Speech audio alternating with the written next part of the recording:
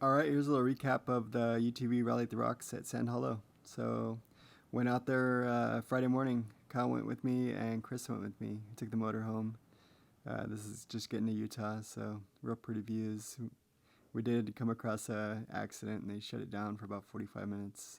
It's nice to take a little break and get back on the road. This is pulling in Sand Hollow.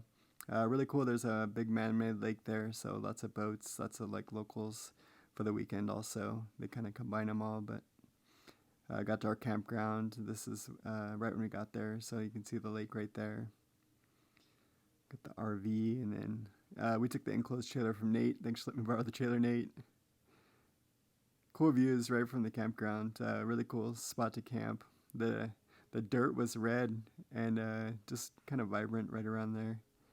Kyle took the RMAX. We built this thing for Glamis, and it was cool to take it out there. You'll see, man. It was crazy how good it did. Chris rode with him on Friday, and then when Scott showed up Saturday, Chris jumped in with me. I took the X3. Glad I did. I was gonna take the YXZ, and ended up taking the X3. And you'll see here a little bit. It's pretty gnarly out there, so definitely glad I took the X3 for the gearing. This is Render Row. There wasn't a lot of people out there. I was surprised. I was expecting a lot more people to kind of be out there for the rally, but it seemed like there was a couple big groups like out there riding and stuff. But it seemed like there was a lot more people there for the lake, and lots of people in boats and jet skis and whatever. But this is right outside of Vendor Row.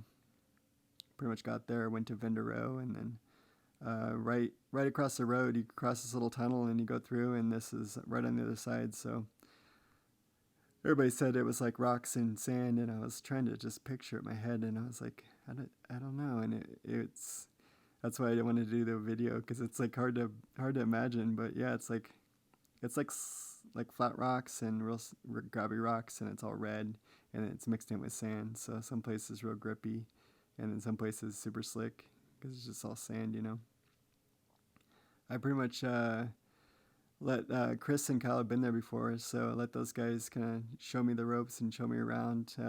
Utah does a really good job of laying out the trails, and this is like just one of the sections. So you pretty much just we picked all the trails, and we had like a full day and like a half day. So we're like, man, let's try to just hit as many of the trails as we can. And we had just the two rigs, so it was really cool just going out there. You can tell, a lot of locals go out there and just drive up stuff, and it's a lot different than what we're used to. It's a lot more slow and just chill and just feel the grip and feel the tippiness of your vehicle, and try not to roll it. But they pretty much crawl up everything. I was blown away at the RMAX. That thing did so good. It was cool to watch it. I was pretty much just following it, just watching it articulate and go up there and stuff. So this is at the top of they call it the top of the world, I think.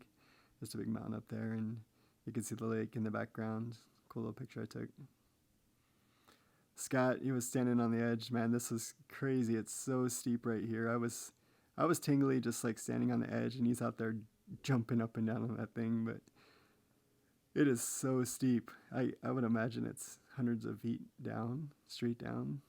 And yeah, it's pretty much, I mean, we're almost at the Grand Canyon, so it's probably just like that. But cool doing the rock crawling with the lake in the background, and you can kind of see a bunch of stuff, and then you're just in rocks trying to get up them. Pretty much spent the full day just going through the trails. They're numbered too. They're like, I forget where they start, but like probably like 1 or 2 to 12 or something. So we pretty much stayed on like the sevens. We did hit 110 by accident, but it was just really cool.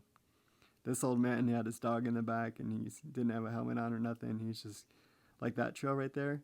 I didn't even know it was a trail, and he just came up and went up it. So it was cool because we ended up following those guys, and they kind of showed us some other trails and how to get up and stuff you would drive by normally you wouldn't even see, and he like went up it and showed us where to go and stuff. So it was cool.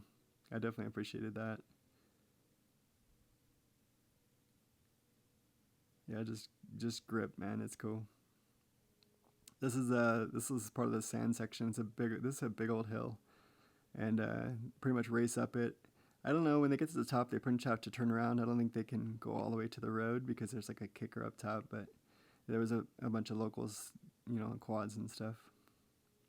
This is the chute. This is like where all the people do the video and stuff, but it's so steep. Kyle makes it look easy, but yeah, super cool trip.